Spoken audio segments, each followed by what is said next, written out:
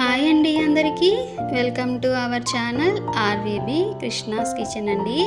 ఇవాళ మన వీడియోలో పిల్లలందరూ ఎంతో ఇష్టంగా తినే వెజ్ శాండ్విచ్ చేశానండి. చాలా బాగా వచ్చింది. అలానే బిజీ మార్నింగ్లో బ్రేక్ఫాస్ట్ గాను ఈవినింగ్కి స్నాక్ గాను కూడా చాలా బాగుంటుంది.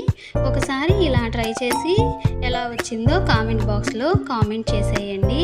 వీడియో నచ్చితే సబ్స్క్రైబ్ చేయండి. నేనైతే ఇక్కడ మిల్క్ బ్రెడ్నే తీసుకున్నానండి, శాండ్విచ్ బ్రెడ్ని అయితే తీసుకోలేదు. అలానే శాండ్విచ్ కోసం స్టఫింగ్ అయితే తయారు చేసుకున్నామండి.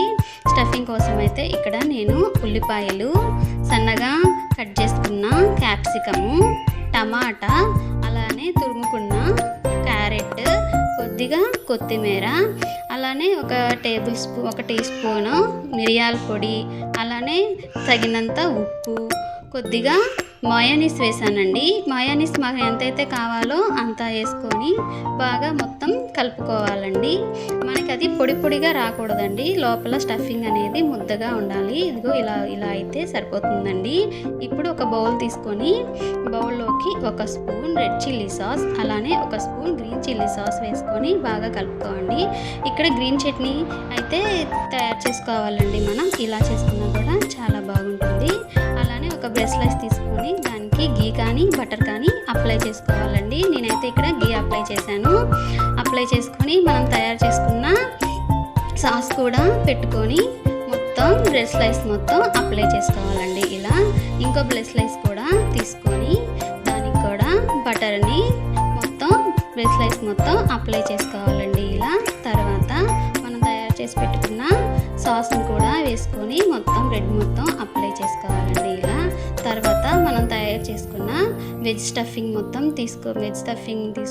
తీసుకొని ఒక 2 టేబుల్ అంతా తీసుకొని దీని బ్రెడ్కి ఎంత అయితే సరిపోతుందో అంత నిండుగా స్టఫింగ్ చేసుకోవాలండి. ఇట్లా నిండుగా మొత్తం స్టఫింగ్ చేసుకోవాలి. స్టఫింగ్ చేసుకున్న తర్వాత ఇంకో బ్రెడ్ స్లైస్ తీసుకొని దీని మీద పెట్టేసేయాలండి.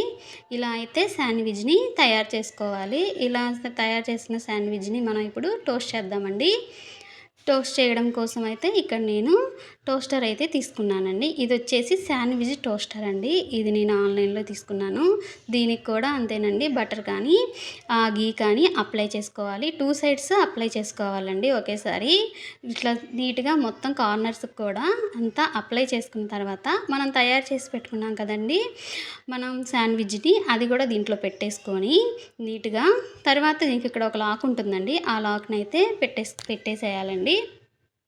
ఆ లాక్ కూడా పెట్టేసిన తర్వాత స్టవ్ ఆన్ చేసుకొని హై ఫ్లేమ్ పెట్టుకోవాలండి.